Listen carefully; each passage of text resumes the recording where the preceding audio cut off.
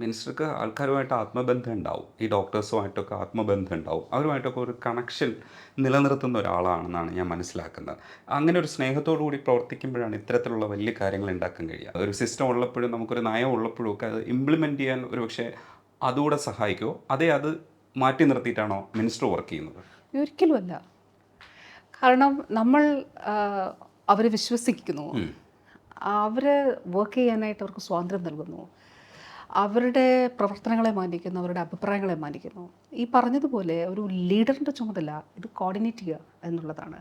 അപ്പോൾ നമ്മൾ ഭരണ തലത്തിൽ നിന്നുകൊണ്ട് ഒരു പക്ഷേ നമുക്ക് കുറച്ചുകൂടി മറ്റതിൻ്റെ സാമൂഹികമായിട്ടുള്ള കാര്യങ്ങൾ കൂടി അഡ്രസ്സ് ചെയ്യാനായിട്ട് ഉത്തരവാദിത്വമുണ്ട്, അതിന് കഴിയേണ്ടതുകൊണ്ട്, അതിന് കഴിയുമായിരിക്കും.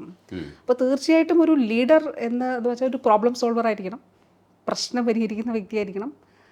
ഏറ്റവും മികച്ച രീതിയിൽ ടീം മെമ്പേഴ്സിനെ മോട്ടിവേറ്റ് ചെയ്യുക എന്നുള്ളതാണ്. ടീമാണ് ഏറ്റവും പ്രധാനപ്പെട്ടത്. അപ്പോൾ അവർ ഓരോരുത്തരും പ്രധാനപ്പെട്ടതാണ്. അത് അവരെ ഞാൻ വിശ്വാസത്തിലെടുക്കും. ഞാൻ അവരെ വിശ്വസിക്കുന്നൊരു വ്യക്തിയാണ്.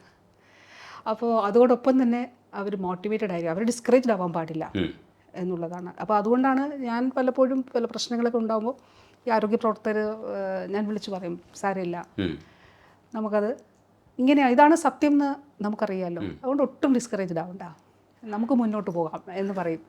തീർച്ചയായിട്ടും അതാണ് എൻ്റെ ഉത്തരവാദിത്വം എന്ന് ഞാൻ കരുതുന്നു.